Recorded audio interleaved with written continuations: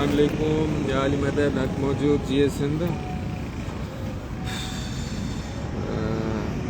अज मुझे लाइव अचण जो मकसद इहो आहे ख़ासि अफ़सोस भी ॾाढो पियो थो थिए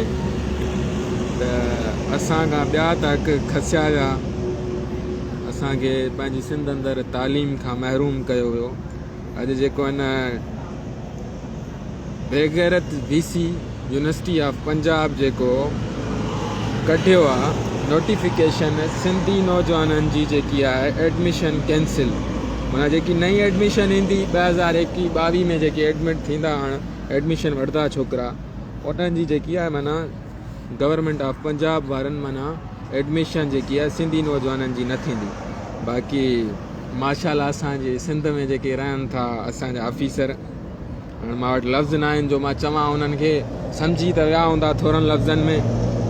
उन्हनि धारनि जा हिते अची करे डोमिसाइल बि ठहनि था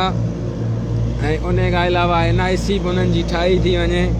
ऐं उन्हनि खे सुठनि डिपार्टमेंटनि में जेको आहे उन्हनि खे चॉइस जे डिपार्टमेंट बि मिलनि था चाहे उहे हुजनि MBBS हुजे BDS हुजे अदर डिपार्टमेंट हुजनि लॉ हुजे कहिड़े बि इदारे में धारे खे पढ़णु मुश्किल ई न आहे उहो आसानी सां एडमिशन वठी थो वञे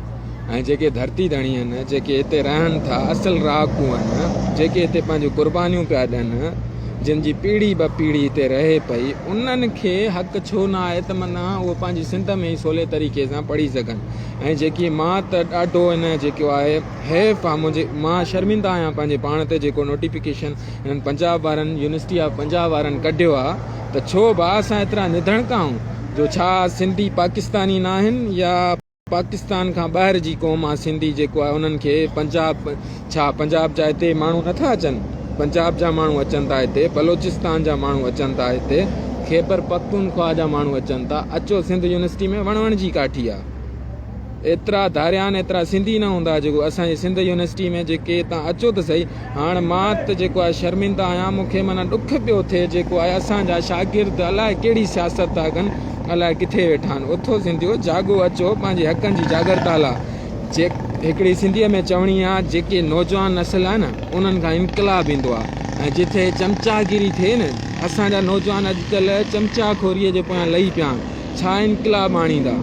रोडनि ते निकिरो इहो नोटिफिकेशन जेको हिनखे ॾाढो महांगो पवंदो बाक़ी रही ॻाल्हि पोइ असां सां बि इंसाफ़ कयो हिते जेके धारिया पढ़नि था उन्हनि जी बि एडमिशन कैंसिल कयो उन्हनि खे बि मोकिलियो ठीकु आहे असांखे भले पंजाबी हुजे पठान हुजे बलोच हुजे असांखे कंहिंसां का इख़्तिलाफ़ न आहे सभु असांजा ॿाहिरि आहिनि पर उन्हनि खे कोटा ॾियो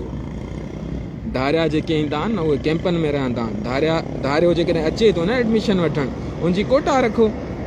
असां जेकॾहिं पंजाब वञूं था बलोचिस्तान वञूं था KP खे असांजी कोटा रखियल आहे असांखे सीटां था ॾियनि ऐं हिते ओपन मेरिट ते खयो थो वञे कहिड़ी अंधेर नगरी आहे छा सिंधी क़ौम अमुन परस्त आहे ॻाल्हाए नथी पंहिंजे हक़नि लाइ जेकॾहिं निकिरूं था रोडनि ते त भागी था सॾिजूं पोइ भागी कीअं न थियूं